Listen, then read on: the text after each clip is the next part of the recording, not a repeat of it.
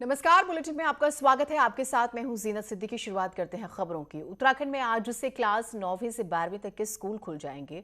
करीब 1.5 साल बाद, यानी कि पेंडेमिक के बाद, स्पेशली मार्च से लेकर अभी तक की बात करें तो बच्चे स्कूल नहीं जा रहे थे, लेकिन अब बड़ी अच्छी खबर है ये उन बच्चों के लिए। रूटीन में जो स्कूल चला करते थे वैसे स्कूल शुरू होंगे, लेकिन सरकार की तरफ से जो एसओपी जारी की गई है उसको फॉलो करना होगा। आज से 9वीं से 12वीं क्लास तक के बच्चों के लिए ऑफलाइन मोड में स्कूल शुरू हो रहे हैं। 16 अगस्त से 6 से 8वीं यानी कि छठी से 8वीं क्लास तक के स्टूडेंट्स के लिए स्कूल खुल जाएंगे और सभी स्कूल अपनी तरफ से स्कूल खोलने को लेकर तैयार हैं।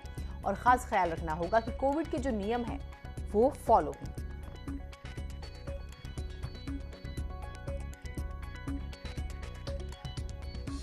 सुनील नवप्रभात हमारे साथ, हमारे सहयोगी जुड़े हुए हैं। सुनील, बच्चों के लिहाज से तो ये बहुत ही अच्छी खबर, क्योंकि साइकोलॉजिकली वो बिल्कुल स्टक्ड थे, फंसे हुए थे एक जगह पर। लेकिन तैयारियां स्कूलों की किस तरह की हैं वो जरा बताइएगा।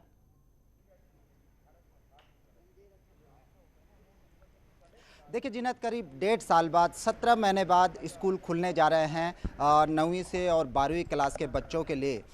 स्कूलों को करीब हफ्ते भर पहले ये बात बता दी गई थी जब कैबिनेट ने ये फैसला लिया था कि स्कूल खोले जाएंगे अगस्त से। उसी लिहाज से स्कूलों ने अपनी तैयारियां तो की हैं, लेकिन अभी भी चूँकि कोविड के कारण ना अभिभावक उतनी तरह से तैयार हैं और ना ही बच्चे, क्योंकि आज अभी जो हमारी प्रिंसिपल से बातचीत हुई, स्कूलों से बातचीत हुई, तो उनका कहना था कि अभी ये क्लियर नहीं है कि कितने बच्चे स्कूल आ पाते हैं, क्योंकि कई अभिभावक पूरी तरह से अभी तैयार नहीं हैं बच्चों को स्कूल भेजने के लिए।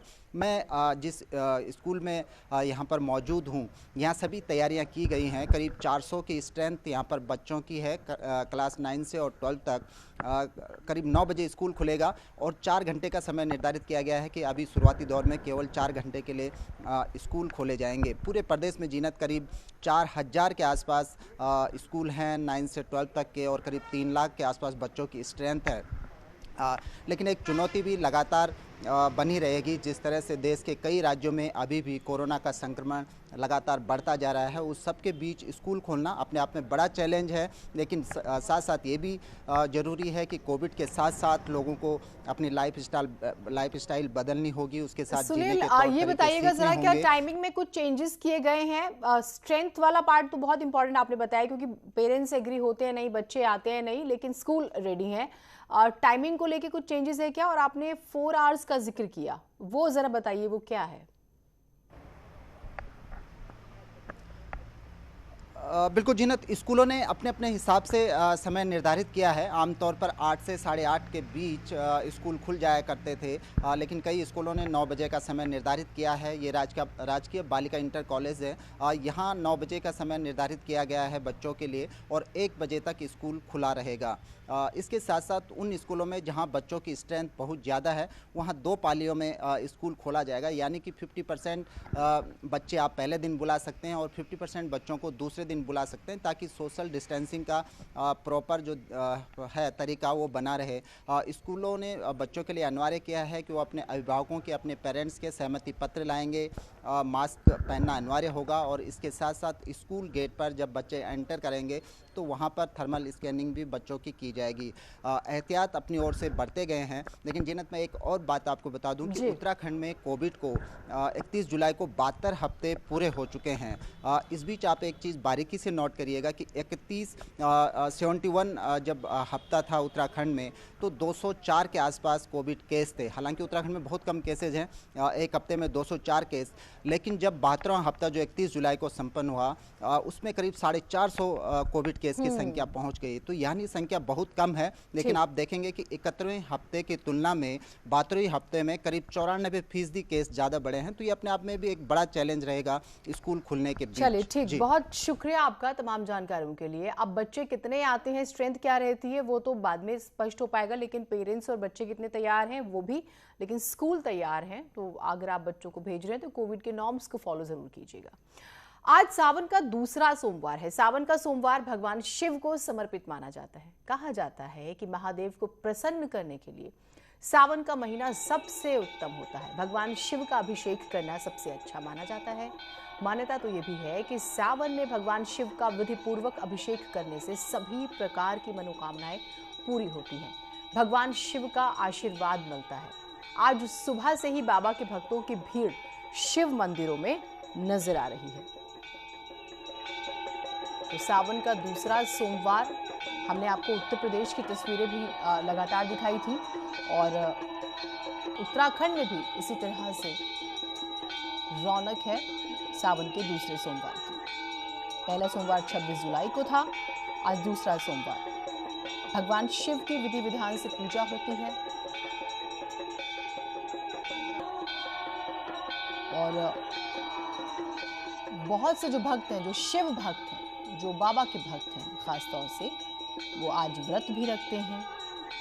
और सावन के दूसरे सोमवार को नवमी तिथि, यानी कि अगर पंचांग के हिसाब से देखें, और ये कहा जाता है कि चंद्रमा वृषभ राशि में गोचर करेगा, जहां पर राहु पहले से विराजमान है। अब हम कोशिश कर रहे हैं कि किसी पुजारी से भी हम जुड़ें और वो हमें आज हमारे दर्शकों को जो है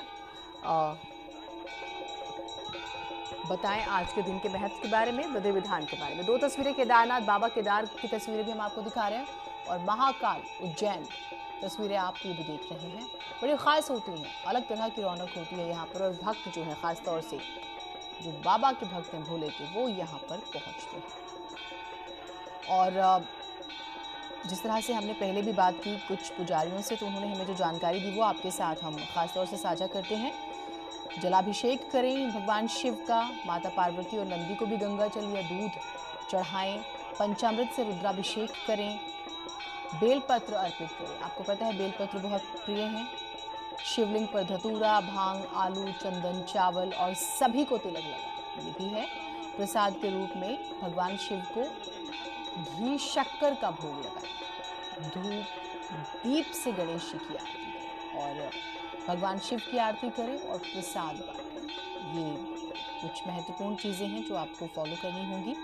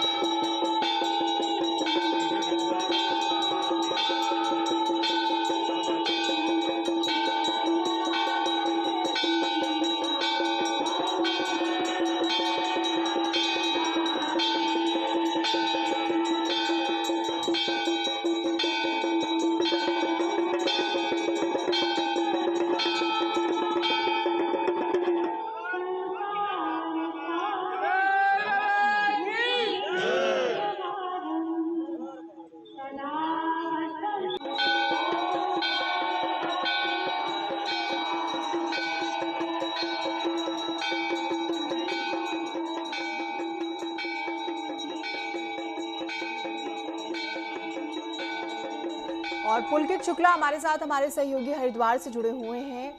पुलकित, हमने पिछले सोमवार भी रौनक देखी थी, जरा हमें आज की तस्वीरें दिखाइएगा और आप कहां पर हैं, वहां पर किस तरह का उत्साह है, जरा दिखाइए हमारे दर्शकों को।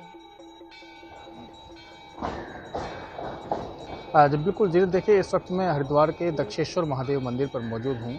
ये मंदिर की अपनी एक खास महत्व है, अपनी एक खास इसकी महिमा है, क्योंकि जो सावन का जो महीना है वो भगवान शंकर को समर्पित माना जाता है। और ये जो मंदिर है, ये जो क्षेत्र है, इसे भगवान शिव की ससुराल कहा जाता है। इस मंदिर का महत्व ये बताया जाता है कि पूरे सावन के महीने भगवान शिव जो है इस मंदिर में आकर विराजते हैं और यहीं से अपने भक्तों का कल्याण करते हैं। यही कारण है कि इस मंदिर में, दक्षेश्वर महादेव मंदिर में दूर दूर से श्रद्धालु आते हैं, दूर दूर से शिव भक्त आते हैं और यहाँ पर आकर भगवान शिव की आराधना करते हैं। मैं इस वक्त यहाँ दिखाना चाहूँगा कि किस तरह से यहाँ भक्तों की लाइन लगी हुई है, कतारें लगी हुई हैं और अपनी अपनी अपनी बारी आने का इंतज़ार शिव भक्त यहाँ पर कर रहे हैं। हालांकि कोविड के संक्रमण के कारण, प्रकोप के कारण बहुत लंबी ये लाइन नहीं है, धीरे धीरे लोग इसमें चल रहे हैं। लेकिन पिछले दिनों की अगर बात करें तो पहले यहाँ पर बहुत लंबी कतारें हुआ करती थी और काफ़ी अच्छी खासी संख्या में श्रद्धालुओं की भीड़ यहाँ पर जुटती थी। उसके अलावा यहाँ पर पुलिस का भी प्रबंध यहाँ पर किया गया है ताकि कोविड के जो प्रोटोकॉल्स हैं, जो कोरोना के जो नियम हैं, उनका पालन यहाँ पर होता रहे। और सुबह से ही श्रद्धालु यहाँ पर जुटे हुए हैं और मंदिर के अंदर पहुंचकर शिवलिंग को जल अर्पित कर रहे हैं, बेलपत्र अर्पित कर रहे हैं और उसके अलावा जिसका जो भी जैसा तरीका है उसके हिसाब से भगवान शिव की आराधना कर रहे हैं और अपने आराध्य देव को प्रसन्न करने का प्रयास कर रहे हैं। जी, क्या आपके आसपास कोई पंडित जी हैं जिनसे हम बात कर सकें अपने दर्शकों के लिए पुलकित?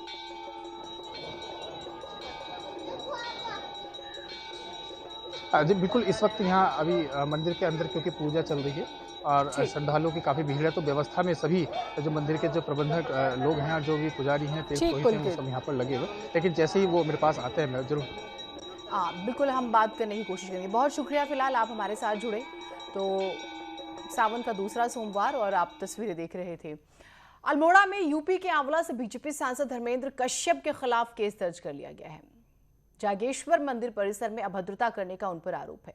मंदिर के मैनेजर की शिकायत पर यह केस दर्ज हुआ है। सांसद की अभद्रता का वीडियो वायरल हो रहा था। रविवार को बीजेपी सांसद के खिलाफ राज्य भर में प्रदर्शन किए गए थे।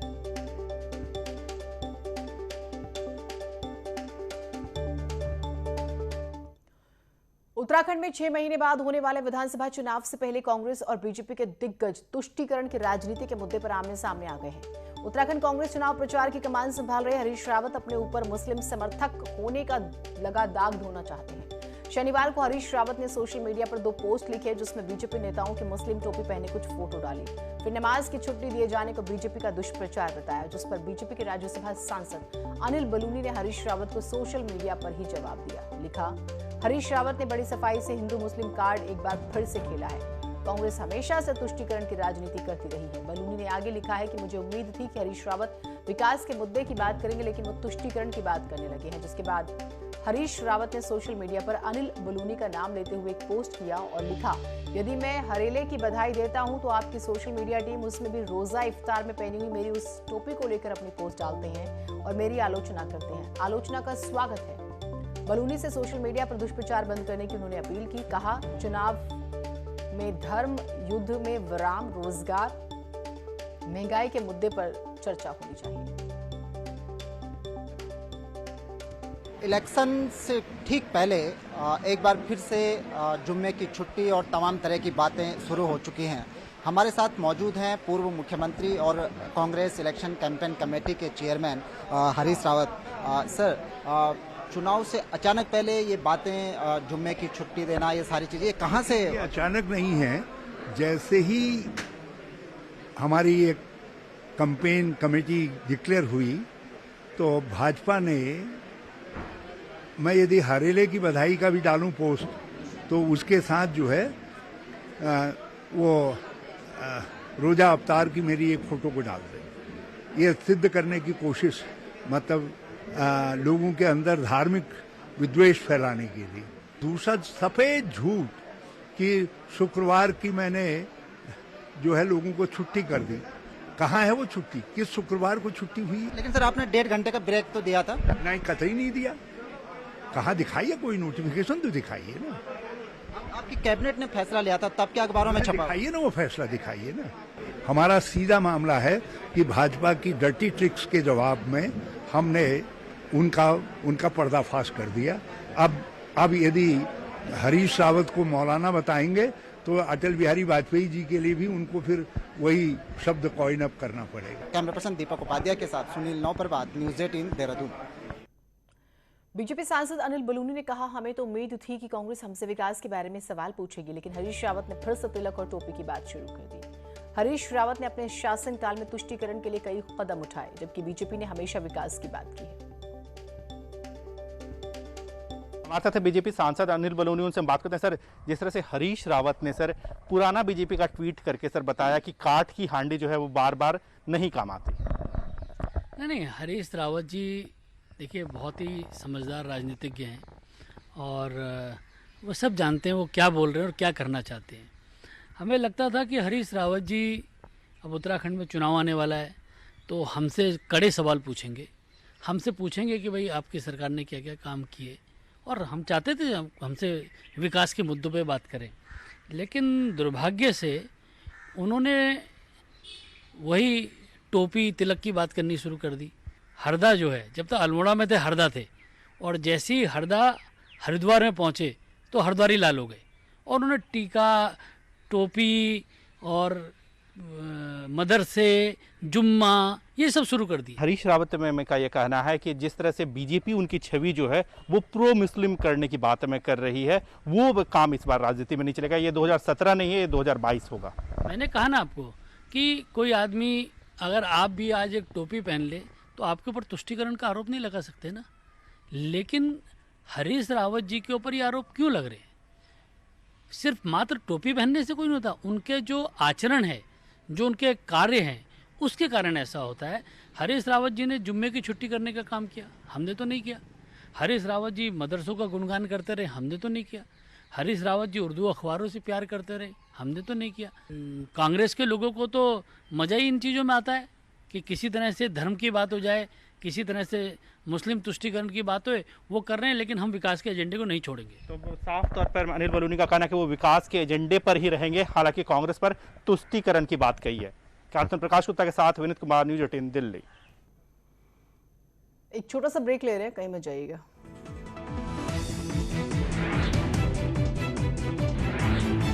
का शुभारंभ मिर्जापुर के मंच से सीएम योगी ने दी जानकारी।